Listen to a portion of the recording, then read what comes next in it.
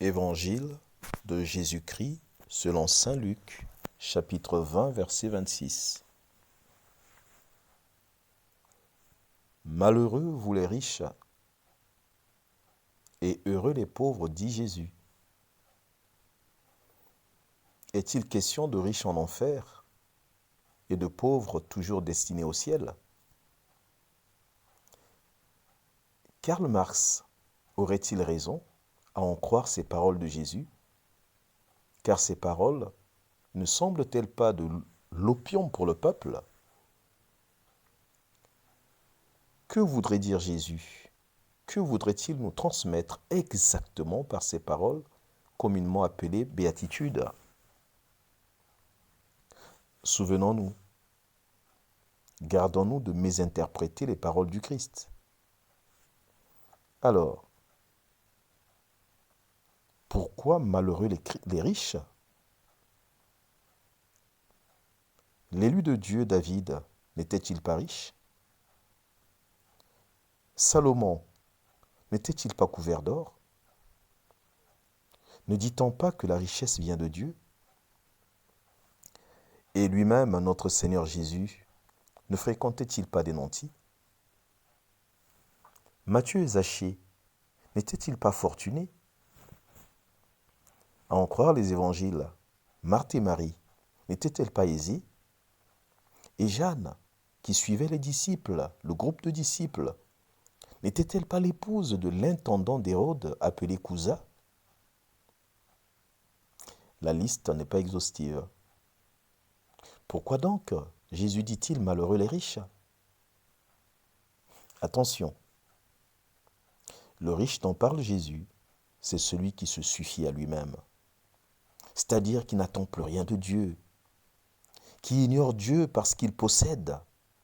C'est celui qui s'est barricadé derrière son avoir, qui a mis toute sa consolation dans une prétendue sécurité matérielle. C'est dire qu'être riche,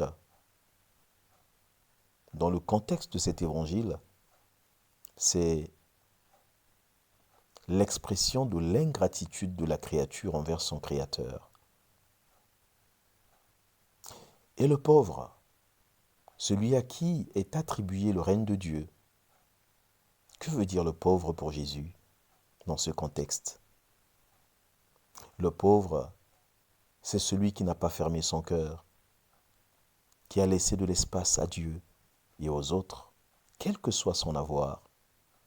Bref, le pauvre de cœur, c'est celui qui n'est pas aveuglé par son avoir et son pouvoir. Il reconnaît et donne au Créateur et aux autres la place qui leur revient. Que devons-nous faire comme action? Eh bien, Jésus n'a pas dit qu'il faut aimer la misère. Ce que nous devons faire, c'est de combattre la misère morale, la misère spirituelle et la misère matérielle.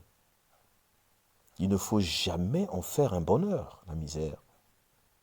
C'est un devoir pour le chrétien, pour nos chrétiens, car Jésus lui-même a combattu la misère en guérissant, en donnant à manger, en expulsant les démons et en instruisant. Quelle est la conséquence de cet évangile? Heureux les pauvres de cœur, malheureux vous les riches.